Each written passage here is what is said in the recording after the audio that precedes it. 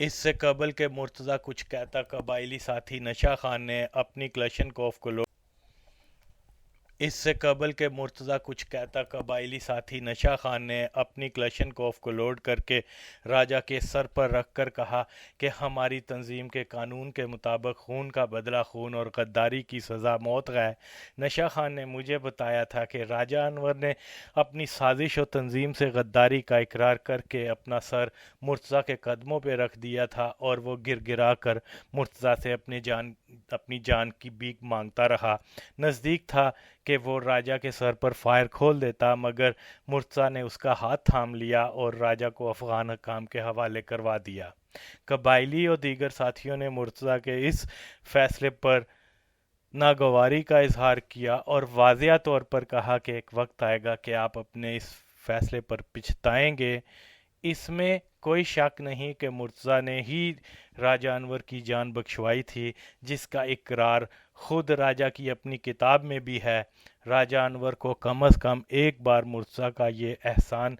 یاد رکھتے ہوئے اپنی کتاب میں اس کا شکریہ ادا کرنا چاہیے تھا۔ بہرحال میں نے جو کچھ دوسرے ذرائع سے سنا اس کا ذکر کیا ہے۔ اب اس کہانی میں کہاں تک سچائی پائی جاتی ہے؟ کیا راجہ انور حقیقت میں بے ایمان اور غدار تھا، یا یہ سب بھٹو برادران کا پروپیگنڈا تھا؟ تو اس کے بارے میں تجزیہ کیا جا سکتا ہے۔ اس میں دلائل، منطق و حقائق کی روشنی میں چیزوں کو دیکھا جا سکتا ہے۔ اس کے بعد ہی لوگ اس مسئلے پر اپنی حتمی رائے قائم کر سکتے ہیں۔ تو سب سے پہلے ہمیں ان لوگوں کی رائے کو اہمیت دینی ہوگی جنہوں نے راجہ صاحب کے ساتھ پیپلز پارٹی کے یا الذوالافکار کے حوالے سے کام کیا ہوا ہے۔ اگر ان لوگوں کی اکثریت بھی راجہ صاحب کو خائن، ضیاع، جنتا کا ایجنٹ، انقلابی کی بجائے سامراجی گماشتہ قرار دے، تو پھر راجہ صاحب خود ہی بتائیں کہ یہ کیسے ممکن ہو سکتا ہے کہ سب لوگ غلط ہوں اور فقط آپ کی ذات کو ہی مجسم حق گوئی مان لیا جائے۔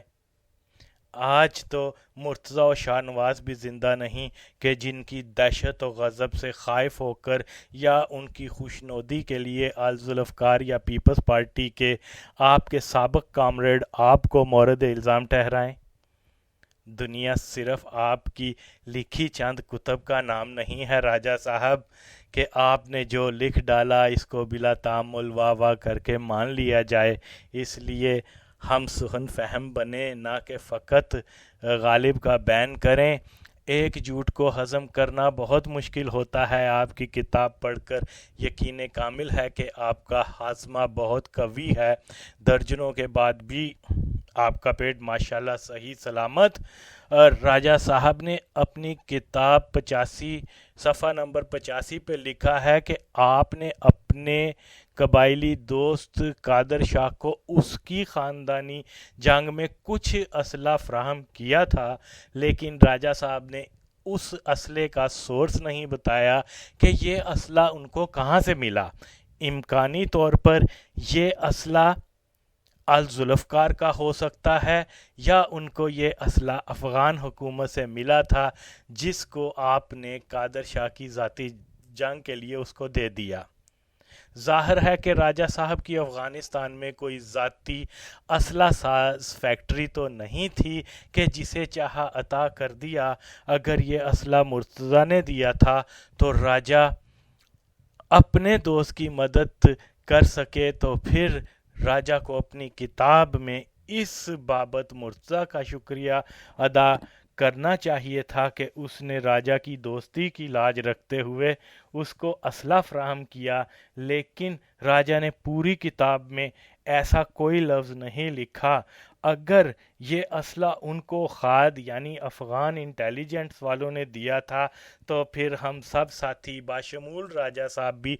جانتے ہیں کہ خاد والے اسلحہ صرف اور صرف اس شخص کو ہی دیا کرتے تھے جو ان کا اپنا جاسوس، مخبر یا ایجنٹ ہوتا تھا۔ تو پھر یہ ممکن ہی نہیں کہ ایک انقلابی سوشلسٹ افغان انقلاب کے پاسدار راجہ صاحب کو خاد والے کسی جاگیردار مغرب مغرب نواز افغان انقلاب دشمن عیاش شہزادے مرتضیٰ کے کہنے پر گرفتار کر کے اذیت ناک پلے چرخی کی نظر کر دیتے۔ اب اگر راجہ صاحب کی اپنی مرضی ہے کہ وہ ہماری عرضی پر توجہ دیں اور صرف یہ بتا دیں کہ قادر شاہ کو جو اسلحہ دیا تھا وہ ان کو کس نے دیا تھا، یقین کامل ہے کہ راجہ صاحب اپنی لکھی بات کو خود بھی ثابت نہیں کر سکتے، اس لیے اسلحے کا سورس نہیں بتائیں گے کہ دونوں صورتوں میں ہی راجہ خود پھنس جاتے ہیں۔ اس لیے کہتے ہیں کہ بھائی آدھا سچ اور آدھا جھوٹ جان لیوا ہوتا ہے، اور وہ بھی اس لیے کہ فرض کیا راجہ صاحب بحالت مجبوری اقرار بھی کر لیں کہ یہ اسلحہ مرتضیٰ نے اس کی لاج رکھنے کے لیے دیا تھا، مگر میں نے اپنی کتاب میں اس بات پر مرتضیٰ کا شکریہ ادا کرنا بھول گیا تھا، تو عجیب اتفاق ہے کہ مرتضیٰ نے جو اسلحہ اپنے ساتھیوں کے لیے آپ کی کابل موجودگی میں پاکستان بھیجا وہ پولیس کے ہاتھ تھے، اور جو آپ کے دوست کے لیے بھیجا گیا وہ خیریت سے اپنے مقام پر پہنچ گیا۔ ممکن ہے کہ یہی وجہ تھی کہ مرتضیٰ آپ پر یہ الزام بھی لگاتا رہا کہ راجہ ہمارا کچھ اسلحہ پکڑوا دیا کرتا تھا اور کچھ اسلحہ فروخت کروا کر دونوں جانب سے کمیشن بنوایا کرتا تھا۔ اب فرض کیا اگر آپ مرتضیٰ کی جگہ ہوتے تو آپ بھی اس شک میں حق بجانب ہی ہوتے، تو پھر سارا تبرلہ فوت شدہ بھائیوں پر ہی کیوں؟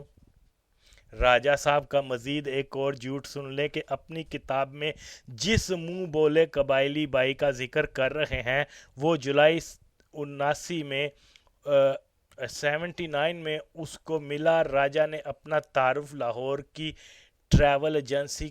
میں ملازم کے طور پر کروایا، اور پھر جنوری 1980 میں اس کو کافی اسلحہ کابل سے بھیجا، لیکن قادر شاہ کو خیبر ایجنسی کے پولیٹیکل ایجنٹ نے 1981 میں راجہ کی فوٹو، اصلی نام اور حکومت پاکستان کا موسٹ وانٹڈ ہونے کا بتایا، تو تب کہیں قادر شاہ کو راجہ کی اصلیت کا معلوم ہوا۔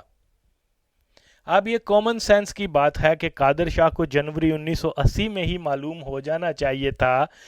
کہ جو بندہ کابل سے اس کو اسلحہ بھیج سکتا ہے وہ ہرگز ایک ٹریول ایجنسی کا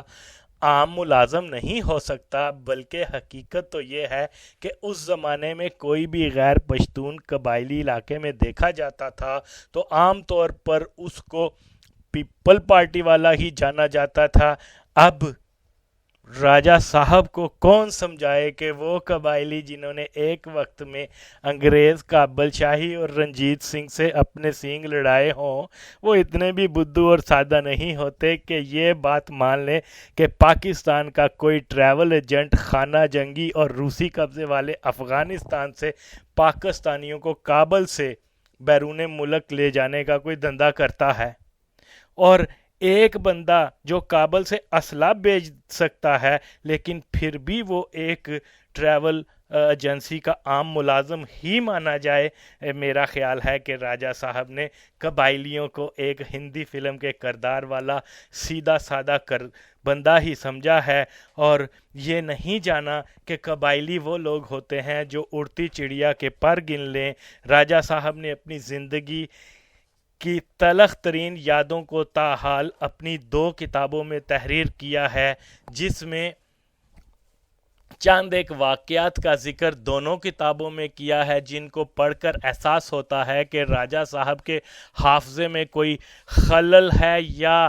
ایک ہی بات کو نمایاں کرنے میں حقائق کے تسلسل کو نظر انداز کر کے من پسند پس منظر بنانے کے چکر میں وہ اپنی اصل بات سے ہی پھسلتے نظر آتے ہیں۔ مثال کے طور پر اپنے ایک دوست رانا شوکت علی کے بارے میں اپنی کتاب دہشت گرد شہزادہ صفحہ 138 میں لکھتے ہیں کہ مرتضیٰ نے جنوری 1981 میں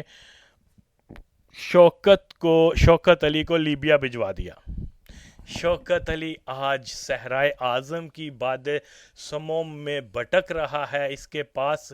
اپنے ملک کا پاسپورٹ نہیں، بے پناہ ذہنی اذیت کے باعث وہ 2 بار ذریعہ قلب کا صدمہ سہ چکا ہے۔ یوں ہی کسی دن شاید وہ صحرائے اعظم کی وسطوں میں ہمیشہ ہمیشہ کے لیے کھو کر رہ جائے گا۔ اس نے بھٹو کی حمایت کا جو صلہ بھٹو خاندان کے ہاتھوں پایا وہ ایک عبرتناک سبق سے کم نہیں ہے۔